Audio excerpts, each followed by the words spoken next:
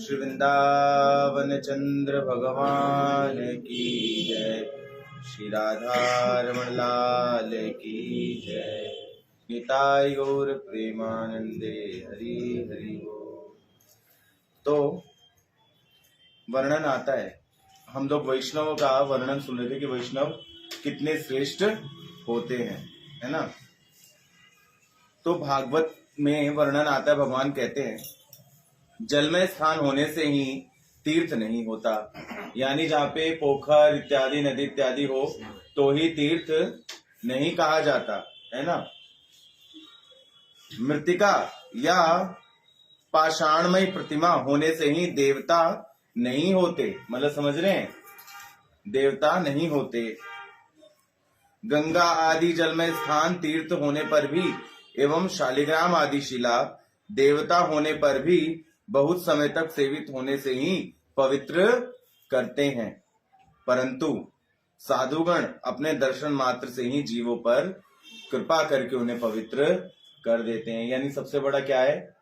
भगवान के भक्तों का दर्शन, साधु संत वैष्णव गुरुदेव का दर्शन ही सबसे मूल्यवान दर्शन है। भगवान कहते हैं प्यारे, एकाग्रचित होकर के श्रवण करो। वैष्णव के पद अर्थात पैर पृथ्वी पर अमूल्य संपदा है। जो लोग उनके चरणों में आश्रय लेकर के भजन साधन करते हैं वह सहज ही मुझ कृष्ण को प्राप्त कर लेते हैं। कितनी बड़ी बात है। तथा जो ऐसा नहीं करते उनका जीवन व्यर्थ हो जाता है, उनका साधन भजन भी सब दान पुण्य निष्फल हो जाता है। मेरे भक्तों के अर्थात वैष्णवों के पद घोत अर्थात जल का सेवन प्रेमा भक्ति की प्राप्ति विशेष सहायक है। पदघोल अर्थात जैसे होता है ना, हमने देखा होगा व्यास पूजा होते हैं, गुरुदेव के चरण धुला करके उनके चरणों का पान, जल का पान किया जाता है, वो। इसके अतिरिक्त अन्य साधन इतने प्रभावशाली नहीं होते। कोई करोड़ों जन्मों तक तपस्या दान पुण्य इत्यादि करे, परंतु वैष्णवों की चरण रेणु मस्तक पर धारण किए बिना श्री कृष्ण की प्रेम की प्राप्ति सुदुर्लभ है, होगी नहीं। वही मस्तक का भूषण है। मस्तक का भूषण क्या है? वैष्णव के चरण की धूल। दूसरे स्वर्ण किरीट आदि आभूषणों को धारण करने की कोई आवश्यकता नहीं है। पुराण आदि शास्त्रों में तीर्थ जल को परम पवित्र बतलाया गया है, किंतु यह भक्ति की कामना वाले के लिए प्रवचना मात्र है। यह यानी जो भी तीर्थ में जल इत्यादि है ये सब भक्तों के लिए नहीं है।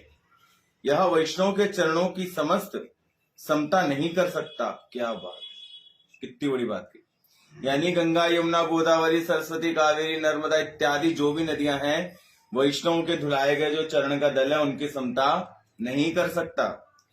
वैष्णव के चरणामृत का सेवन करने से प्रेमा भक्ति स्वरूप वांछा भी पूर्ण हो जाती है। वैष्णव के संग में सदैव मन आनंदित रहता है, यानी खुश रहता है, क्योंकि वहां नित्य निरंतर श्री कृष्ण की लीला कथाओं का प्रसंग चलता रहता है। और ये भक्ति की पहचान होती है। भक्त आपसे बातें करते करते भगवान की कथा शुरू कर देगा, कुछ ना कुछ ले आएगा, भगवान को घसीट के लाएगा ही अपनी बातों में। श्री नरोत्तम दास ठाकुर वैष्णव विरह में अतिशय कातर होकर के क्रंदन करते हुए कह रहे हैं कि मैं क्या करूं, कहां जाऊं। बहुत चेष्टा करने पर भी मेरे धैर्य का बांध टूट रहा है। मैं वैष्णव संग से वंचित क्यों हो गया हूं। आप और हम सब भक्तवृंद भगवान का संग चाहते हैं, लेकिन हमें ध्यान देना चाहिए, हमें भगवान का संग बिल्कुल नहीं करना चाहिए। मैं आप सबको भगवान का केवल दर्शन करना चाहिए। और अगर भगवान को पाना चाहते हैं तो उनके प्यारे भक्तों का संग करना चाहिए। इस विषय में एक बार गुरुदेव से मैंने प्रश्न किया था, तो गुरुदेव ने मुझे कहा था कि ध्यान से सुनो, भगवान को पाने से अच्छा है जो उनके वैष्णव भक्त हैं, अर्थात सर्वप्रथम आते हैं आपके गुरुदेव। अधिक से अधिक अपने गुरुदेव का दर्शन करो, उनका संग करो, उनके मुख से हरि कथा सुनो। अगर गुरुदेव ना हो तो गुरुदेव ने कहा कोई बात नहीं, फिर जो साधु संत वैष्णव गण है इनका संग करो।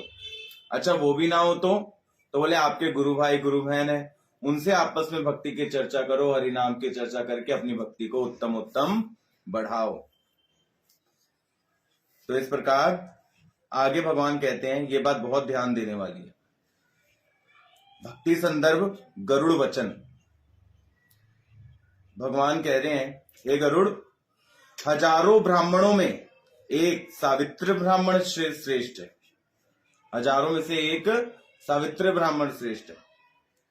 सहस्त्र, सहस्त्र का मतलब क्या हुआ? हजार। सावित्र ब्राह्मणों की अपेक्षा एक वेदांतविद ब्राह्मण श्रेष्ठ है। कोटि कोटि, कोटि कोटि मतलब श्रेणियां, 10-10 हजार की श्रेणियों को कह दो कोटि कोटि।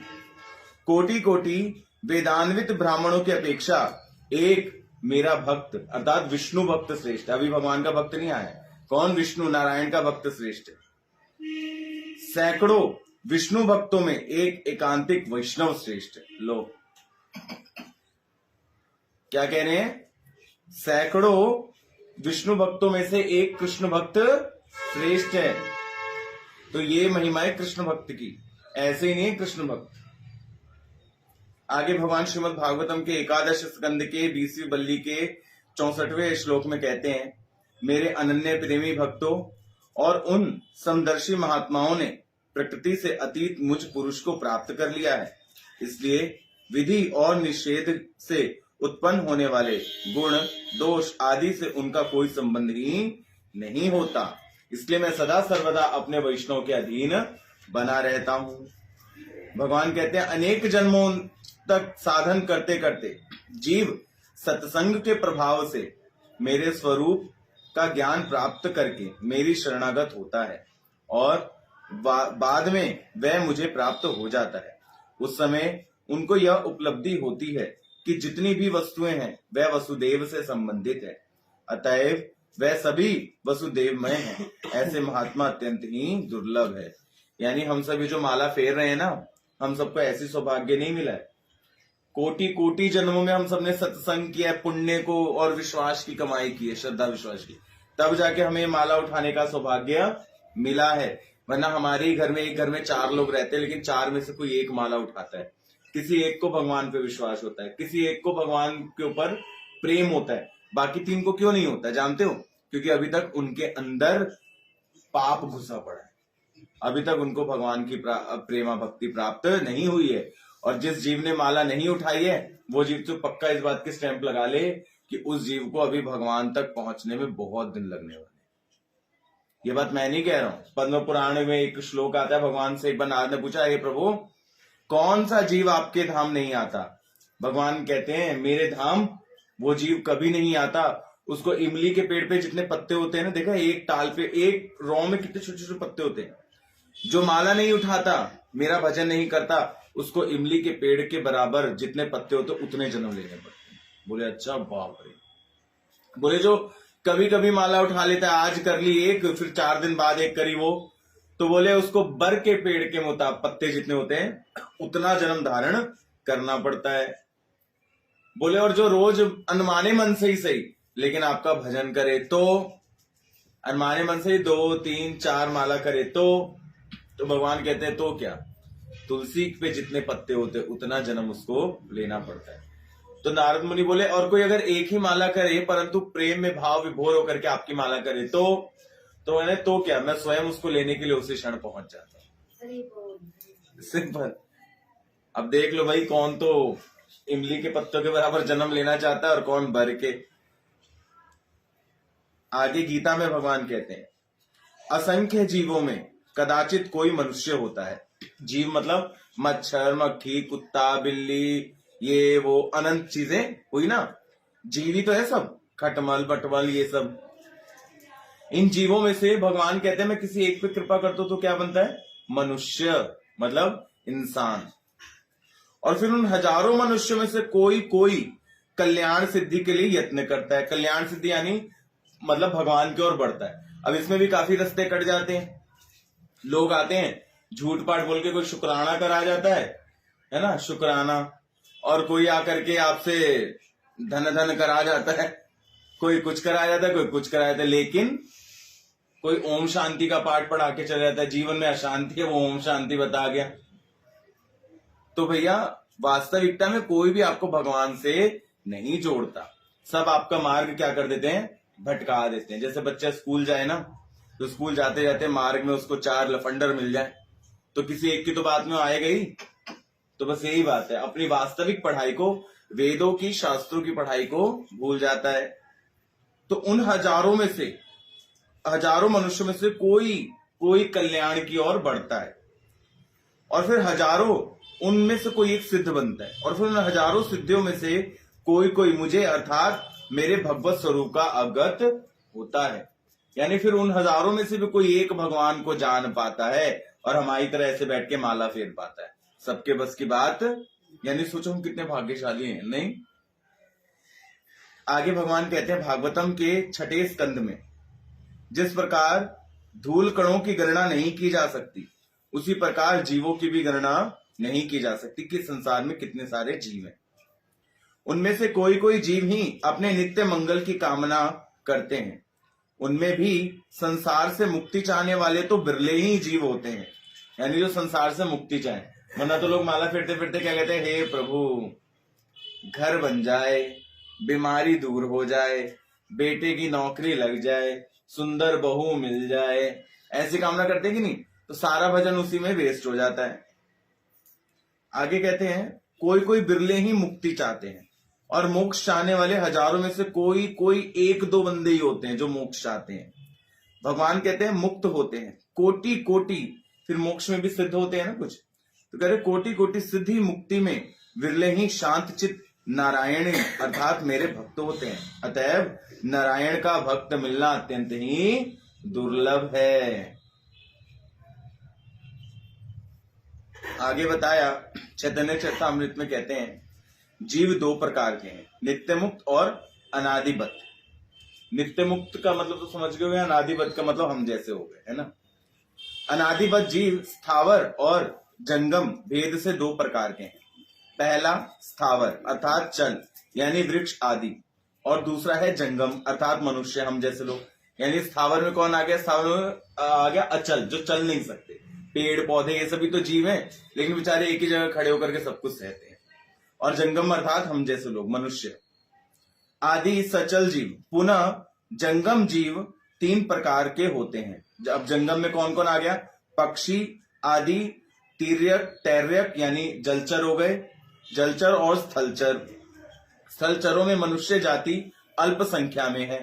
जितने पूरे पृथ्वी पर जीव हैं उतने जीव हमारे यहाँ के नाले में मच्छर होते हैं उतने, है ना? यानी सबसे कम अगर कोई प्रजाति है वो कौन है? मनुष्य। तो इन अल्पसंख्यक मानवों में भी मलेच्छ, पुलिंद, बौद्ध, शबर आदि को छोड़ देने पर वेदनिष्ठ मनुष्य ही शेष रह जाते हैं। यानी इनमें मनुष्य किसको माना जाता है? जो वेद युक्त कार्य करता है।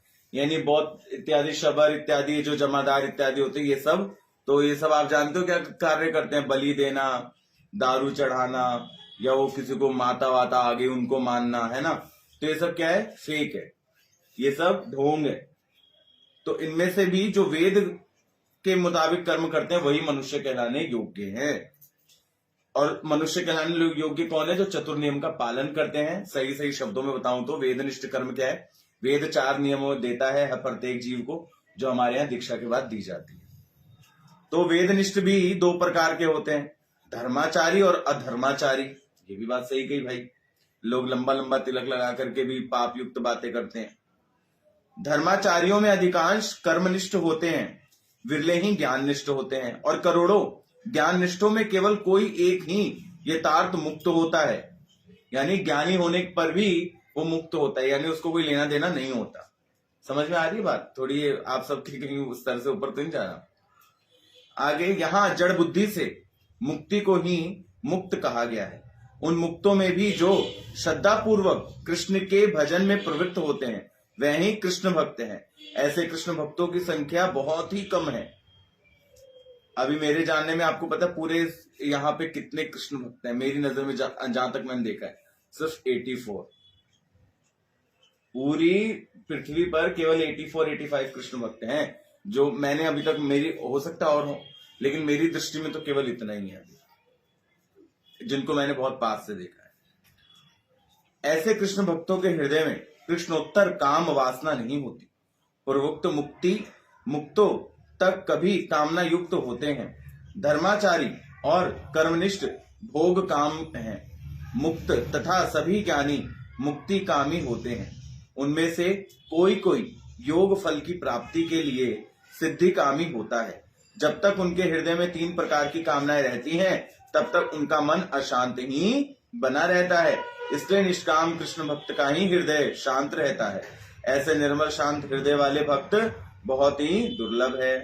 हरि भक्त विलासिता में भगवान कहते हैं, हे वैष्णवो, आप जैसे व्यक्ति के दर्शन करना ही इन नेत्रों का फल है। आप जैसे व्यक्ति का स्पर्श करना ही इस शरीर का फल है। गुरुदेव कहा करते थे कि जब आपको गुरुदेव गले से लगाएं या प्रेमवश गले से लगाएं, तो समझ जाना कि उस दिन भगवान आपको गले से लगाना चाहते हैं। परंतु कामना ये है कि भगवान प्रकट रूप से आपको गले से लगाना नहीं चाहते, इसलिए भगवान की कृपा मूर्ति गुरुदेव प्रेम पूर्वक आपको गले से लगा रहे हैं। जिस दिन गुरुदेव आपको गले से लगाए, उस दिन समझ जाना कि भगवान साक्षात आपको गले से लगा रहे हैं। पीछे मत हटना, उस दिन कस के गले से लगाना। तो यहाँ क्या आया, भगवान क्या कह रहे हैं, जैसे व्यक्ति का स्पर्श, वैष्णवों का स्पर्श करना ही क्या है, शरीर का ये फल है। आगे भगवान कहते हैं, इस जीवन का फल भी तभी है जब आप वैष्णव जैसे व्यक्ति का गुण कीर्तन एवं उनकी सेवा करते हो, क्योंकि जगत में भगवत गुण का होना सुदुर्लभ है। आगे श्रीमद् भागवतम में भगवान कहते हैं, लेकिन आजकल तो ये सब होना मुश्किल है। पता है क्यों? यहाँ भगवान कह रहे हैं, देखो श्लोक में, इंद्रियों के विषयाभिमुख रहने के कारण जिनका मन सर्वदा बाहर ही भटकता रहता है, परम यशस्वी परमेश्वर व परम लोग आपके विलास पूर्वक पाद विन्यास की शोभा के विशेषज्ञ भक्तों का दर्शन नहीं कर पाते। और ये बात सच है। जो लोग अपनी विषयासक्ति कामना में रहते हैं, वो लोग भगवान के भक्तों का दर्शन करके पता क्या कहते हैं, ढोंगी है ना, ऐसे कहते हैं कि नहीं? तो पापी लोग नहीं समझ सकते कभी। वैष्णव के जो व्यवहारिक दुख दिखाई देते हैं, वह निश्चित रूप से उनके लिए परम आनंद सुख है। विषय मद में अंधे हुए व्यक्ति अप्राकृतिक विषय में कुछ भी अनुभव नहीं कर सकते। वह विद्या, कुल और धन के अभिमान में मत रहने के कारण वैष्णव को पहचान नहीं पाते। यानी क्या श्रीमद् चैतन्य महाप्रभु क्या कह रहे हैं कि जब वैष्णव के जीवन में दुख आता है तो उनके लिए आनंदमय होता है। पता है क्यों? क्योंकि वैष्णव के जीवन में जब दुख आता है तो वो किसको पुकारते हैं, हरि को या गुरु को। और जब उनका वो उस दुख से निकल जाते हैं तो प्रेम के कारण उनके नेत्र भर आते, वो प्रेम की गणना नहीं की जा सकती। तो अपने धन, पुत्र और मान प्रतिष्ठा के अहंकार में रहने वाला पापी कभी भी वैष्णव के प्यार को नहीं समझ सकता। भगवान कहते हैं, हे भगवान, दीन ग्रस्त के नित्य मंगल के लिए ही महात्माओं का उन घर में आगमन होता है।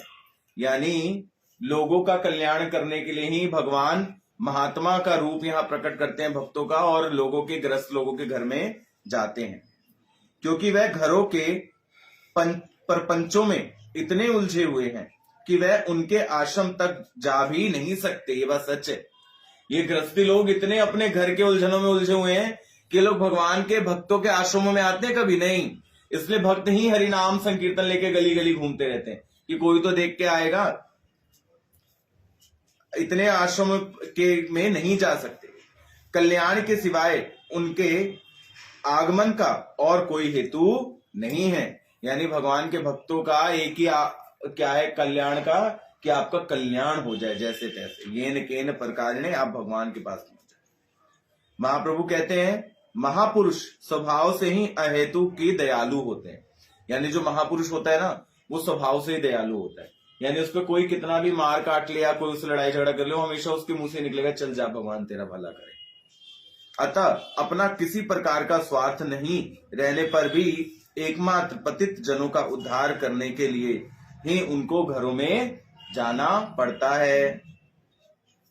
आगे भागवतम में आया, जो लोग पूर्व क्रमवश भगवान श्री कृष्ण से विमुख, अधर्म परायण और अत्यंत दुखी हैं, यानी जो लोग बहुत भगवान से विमुख हैं और बहुत दुखी हैं, उन पर कृपा करने के लिए श्री कृष्ण मंगलमय भक्तगण मर्त्य लोक में विचरण करते हैं।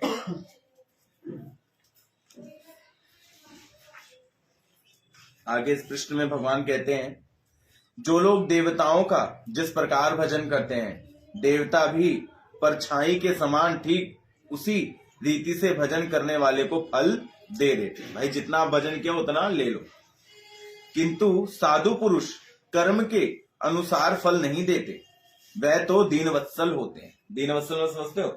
अगर आपने किसी साधु को जूता भी फेंक के मारा है तो भी आपको कहेगा जा भगवान तेरे भंडार में। अगर आपने साधु को गाली भी दी है तो भी वो कभी आपको पलट करके कुछ कहेगा नहीं, वो केवल क्या कहेगा, जाओ तुम्हारा क्या हो, कल्याणमस्तु। आगे पद्मोत्तर वाक्य, पद्म पुराण वाक्य है क्या, वैष्णव का जन्म और कर्म बंधन नहीं है। पंडितगण उनको विष्णु का दास कहकर मुक्ति भाजन कहते हैं। यानी जब वैष्णव कोई चला जाए धाम तो जब उसका मंत्र पढ़ा जाए तो क्या जाता है, मुक्ति भाजन, अर्थात मतलब समझते हैं आप मुक्ति भाजन का मतलब? नहीं समझते हैं। मुक्ति भाजन अर्थात ये जो जीव है, ये जीव तो मुक्त था, पैदा ही मुक्त हुआ था, परंतु ये अन्य लोगों को भी मुक्त करने के लिए यहाँ पर आया था। इसलिए भगवान का जो भक्त होता है ना, जैसे आप सब भक्त है, तो भगवान के भक्त का कभी भी मृत्यु नहीं होती है। वो यहां से शरीर छोड़ता है और फिर किसी और मतलब कहीं और जो ब्रह्मांड है वहां पर भगवान का हरिनाम संकीर्तन का प्रचार करने के लिए पहुंच जाता है।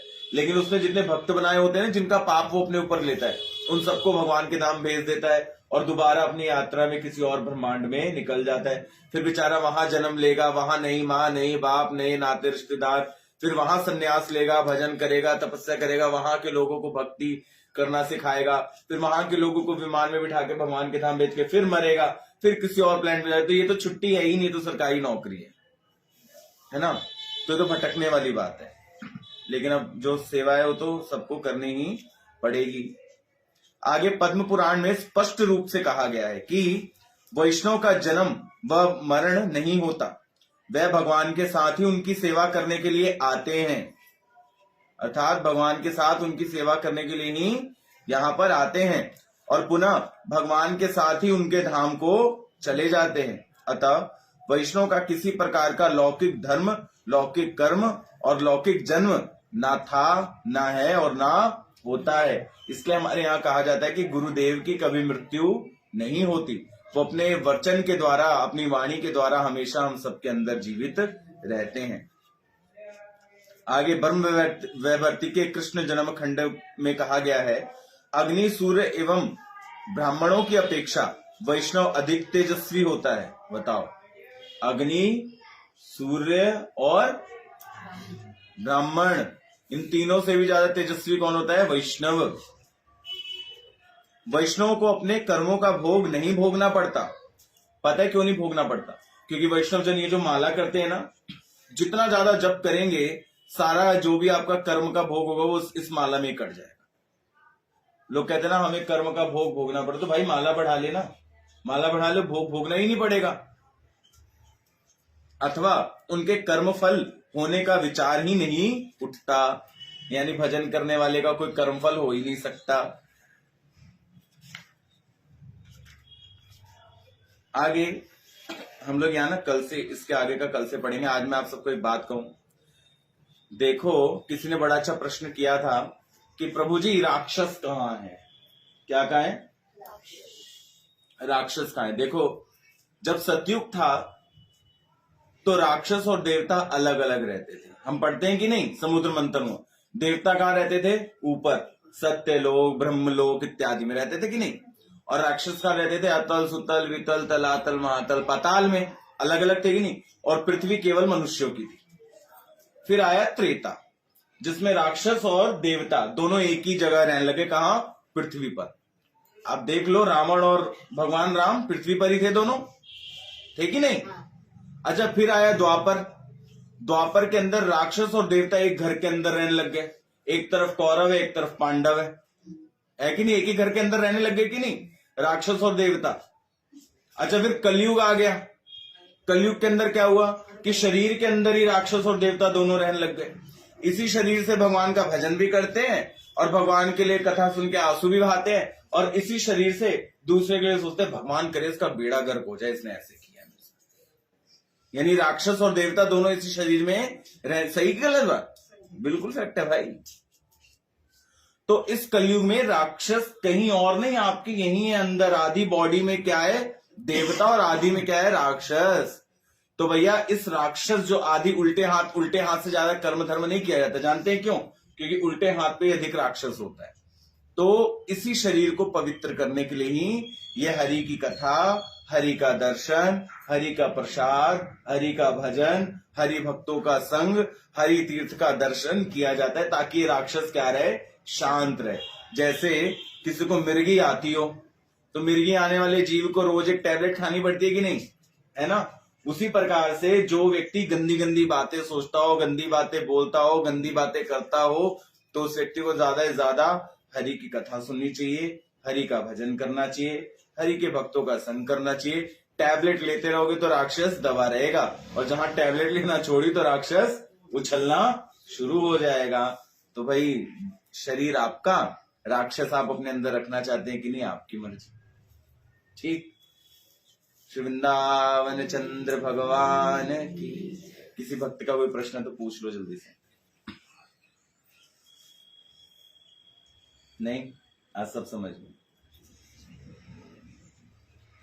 जी वही बात, जैसे आप कह रहे हो गृहस्थी है, अब गृहस्थी क्या करे ये बताओ, कैसे हम फंसे पड़ेगा? बिल्कुल हम नहीं फंसे पड़े, हम फंसा लिया गया हमने खुद को। कोई कह रही ना, बड़ी कोशिश करते हैं, लेकिन धीरे धीरे जब एक आगे आएगा कैसे करेंगे ये बताओ। माता जी का हम गृहस्थी, हम फंसे पड़े हैं। किस चीज में फंसे पड़े? सुबह से उठ के काम पे जाओ, ये करो वो करो। मैं तो खुद इनको उस दिन भी मैं तो, अच्छा मैं एक बात कहता हूँ, बहुत बड़ी वो बन गई है मेरी बात तो सुनो, मेरी बात सुनो।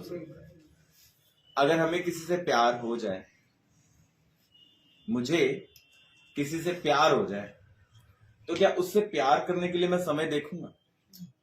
क्या कोई समय बंधन मुझ पर रख सकता है? क्या कोई व्यक्ति मुझ पर बंधन डाल सकता है? इम्पॉसिबल है। अगर वास्तविकता में मुझे किसी से प्यार हो जाएगा, तो रात को सोने से पहले अगर मैं कुछ गाना भी सुनूंगा तो मुझे स्मरण किसका आएगा?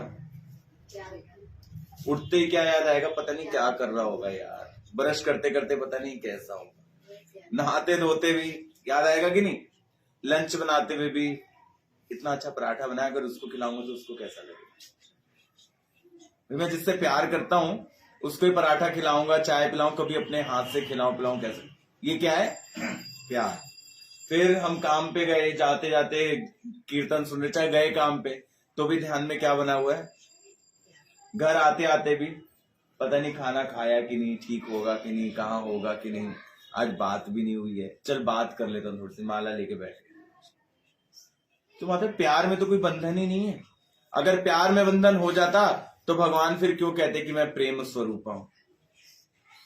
और नारद भक्ति सूत्र तो पूरा फेल हो जाता अगर प्यार की बात नहीं थी, क्योंकि नारद भक्ति सूत्र का तो पूरा बेस ही किस पे टिका है?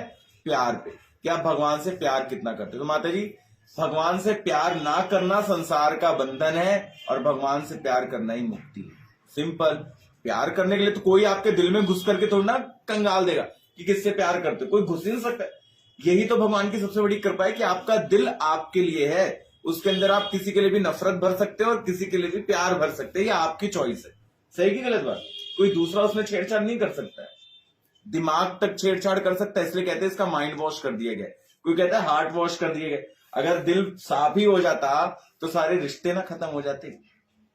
सही की गलत बात? तो इसलिए दिल सेफ है। इसलिए भगवान बाबा बुल्ले शाह का एक श्लोक है, मैं अक्सर कहता हूं ना, वो वाला, दिल बेच के दिल भर माहीनो दिलो प्यार बुलाया जांदा नहीं, सर रख के यार ते कदमा चे फेर उठाया जांदा नहीं, मेरा दिल ये कहे, दीन कहे, ईमान कहे, रब रसूल कुरान कहे, दूजा यार बनाया जांदा नहीं। तो बात ही खत्म हो गई भाई। तो भगवान से प्यार करने के लिए किसी प्रकार की सांसारिक बाधा आपको नहीं रोक सकती। आप परिवार के लिए रोटी बनाते बनाते भी, काम करते करते भी कृष्ण के प्रति प्रेम अंदर जागृत कर सकते हैं। कृष्ण के प्रति सुबह से शाम तक वो तो, अगर वो प्रेम है तो फिर त्याग की फिर वृत्ति कहाँ रहेगी? तो जी मैं सिर्फ इसकी बात कर, बाकी तो वो सुबह से शाम तक चलता है। मेरे तो स्कूल में भी अब वही बात होती है, कोई भी मैं कुछ करती हूँ ना तो लास्ट में आके वो ठाकुर जी पे बात आके खत्म हो जाए। अच्छा, लेकिन बस हाँ, कुछ कहते हैं।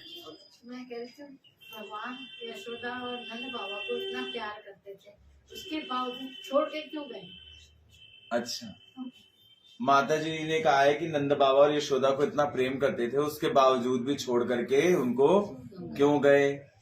देखो, सबसे ज्यादा प्रेम श्री कृष्ण का था अपनी प्रियतमा से। जानते किससे? श्री राधा रानी से, है ना। उनको तो शाप लग गया था श्री दामा जी का, इसलिए 100 साल तक दोनों को दूर रहना। ठीक उसी प्रकार से माता यशोदा को और नंद बाबा को भी शाप मिला हुआ था, इस वजह से उनको भी अपने पुत्र से दूर रहना पड़ा। वरना भगवान कभी अपने भक्त को दूर हो सकते हैं क्या? अरे जो हाथी गजेंद्र पुकारता है हरि कह के, और भगवान हरि अवतार धारण करके हाथी को बचाने के लिए पहुंच जाते हैं। तो हाँ, यहाँ पे संसार में हम देखते हैं कि हमारी जो माँ है उसको पैर में कांटा चुभ गया तो हम रुक करके उसके रक्षा करने लगते हैं। तो क्या भगवान की जो माँ है उसको भगवान छोड़ के जाएंगे? सोच सकते हो माता जी? सब शाप के कारण था और कुछ नहीं, बात नहीं थी। तो क्या करें, हमें भी शाप मिला हुआ, जानते हो किसका? हमें शाप मिला है कि जाओ। और ये शाप हमें क्यों मिला है? क्योंकि हमने खुद ही शाप मांगा है। आपको पता है हम सब भगवान के धाम में थे और बड़े खुश थे वहां पर। एक दिन हम सबके मन में आया, मेरे नहीं आप सबके मन में, ठीक है ना, मन में आया कि अरे ये राधा माधव इतनी अच्छी लीला करने, खा रहे पी रहे नाच रहे गा रहे हैं, तो हम क्यों इनके ऊपर डिपेंड है? हम भी तो स्वतंत्र हैं, हम भी कर सकते हैं कुछ भी। जैसी ये भावना आई, गोलोक धाम का बादल जमीन खिसकी, और जैसी जमीन खिसकी आप सब वहां से सर होते हुए मृत्यु लोक में आकर के धप गिर पड़े। और जैसे गिरे, क्यों गिरे? क्योंकि यहाँ पे आप लोग स्वतंत्र हैं, जो करना चाहते हैं वो करते रहिए। तो भगवान ने कहा जा, मेरे से अलग रह करके तू कितनी खुशी पा सकता है, पा के दिखा ले। अब पाते रहो खुशी। सुबह से शाम तक गधे के लिए खट रहे हैं, किसके लिए? अपने परिवार को चलाने के लिए। माताएं खट रही हैं काम वाली बाई की तरह, किस लिए? पति देव और बच्चों को खुश करने के लिए। फिर भी बच्चा कहता है बाहर का खाऊंगा।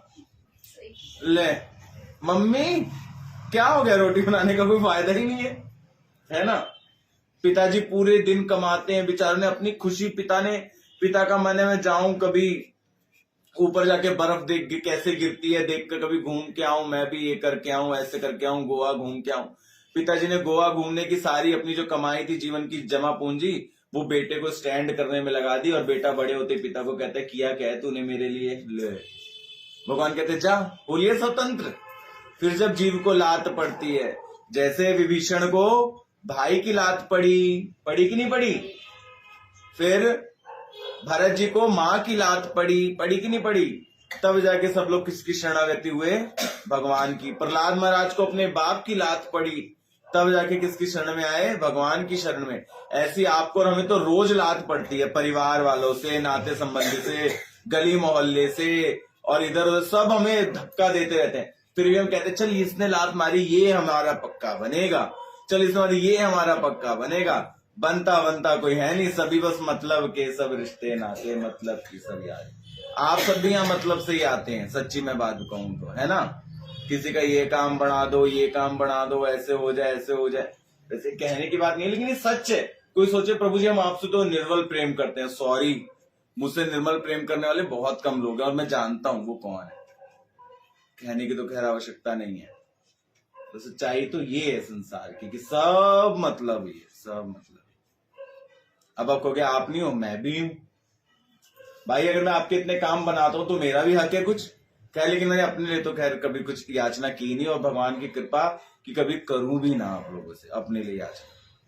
तो बस यही बात है माता जी। तो कृष्ण से प्यार करने के लिए, और जब बात आ जाए ना कृष्ण के से मिलने की, कृष्ण से मिलने की, अक्सर जीव प्रेम तो भगवान से करता है लेकिन अंत समय में रुक जाता है। पता है कैसे? कि जब विमान आता है ना तो जीव कहता है अरे मुझे लेने के लिए आ गए, मुझे लेने के लिए आ गए, बस जीव यहीं फंस जाता है। तो जैसे विमान आए, जो सेवा चल रही है अच्छी चल रही है करते रहो, परंतु जैसे विमान आएगा वैसे ही सावधान, साधु सावधान, तत्काल सब कुछ को हाँ मैं तो तैयारी थी चलने के लिए, मैं तो चलो चलो चलो चलो। ये मत देखना कि मेरे बेटे रह गए, इनकी शादी नहीं हुई, इनको लंच कौन बनाएगा, नहीं, कारण वो दिन फिर नहीं आएगा अगर आप चूके। जैसे वैसे तो यमदूत नहीं आते, विष्णु पार्षद जैसे आएंगे, और आप चूके कि इतनी जल्दी, जहां आपके मुंह से निकला इतनी जल्दी विष्णु पार्षद अंतर ध्यान हो जाएंगे, यमदूत वहीं प्रकट हो जाएंगे और लेके घसीटते हुए ले जाएंगे। इसलिए भूल से भी मत कह देना, बस जैसे ही दर्शन हुआ विमान आ रहा है आपको लेने के लिए, क्योंकि जैसे विमान आते हैं तो घंटे घड़ताल करताल सुंदर मृदंग हरि शरणम, ये मैं आप सबको बता रहा हूं, पहले आगाह कर रहा हूं। हरि शरणम की ध्वनि सुनाई देने लगती है पहले, किसकी?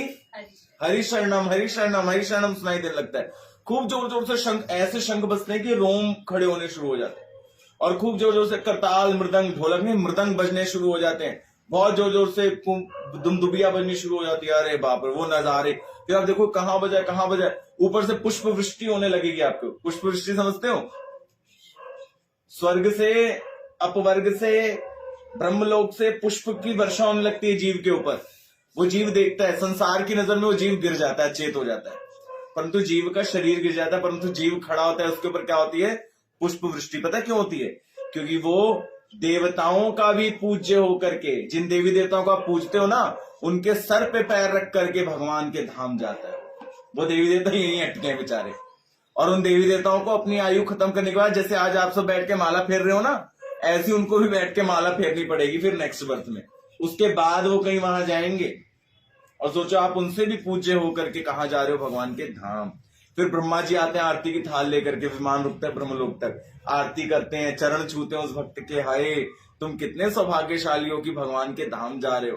फिर वो विमान ऊपर बढ़ता है, फिर वो जाता है कहां तक? भगवान शिव के सदाशिव लोक में। शंकर जी दौड़ते आते हैं भस्मीभूत होकर के, गले से लगाते हैं, तुम मेरे कृष्ण के पास जा रहे हो, मेरे राम के पास जा रहे हो, उनसे मेरा राम राम कहना, उनसे ये कहना, कह के फिर ऊपर, फिर देवी लोग इत्यादि लोग, सारे लोगों का दर्शन। बहुत सुंदर जगह है भाई, बहुत सुंदर जगह। डर भी लगता है। पूछो क्यों डर लगता है? क्योंकि पहला डर तो तब लगता है जैसे ही पृथ्वी का ये छोर पार होता है, वैसे ही अनंत शेष का दर्शन होता है। अनंत शेष जानते हो?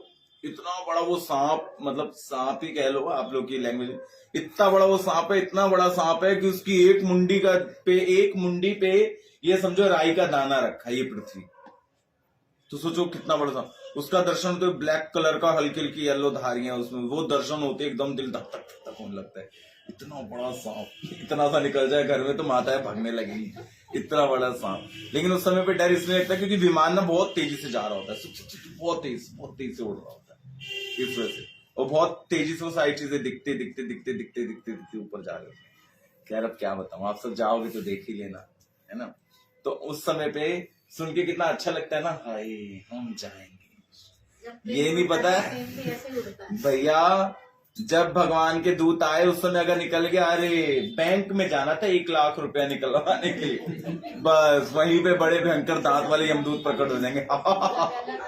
और जैसे ही लाख रुपए का नाम लिया, वैसे ही थप्पड़ पड़ेगा तड़ाक करके यमदूत का, आजा मैं तेरे को लाख रुपए गिनवाऊं, चल बेटा अब तू मेरे साथ। वो पुष्प वृष्टि बंद हो जाएगी, वो दुमदुमियां नहीं सुनाई देगी, फिर चीखें सुनाई देंगी, भयंकर भयंकर चीजें सुनाई देंगी, सब सुनाई देने शुरू। लोग चिल्ला रहे होंगे, रो रहे होंगे, वो चीजें।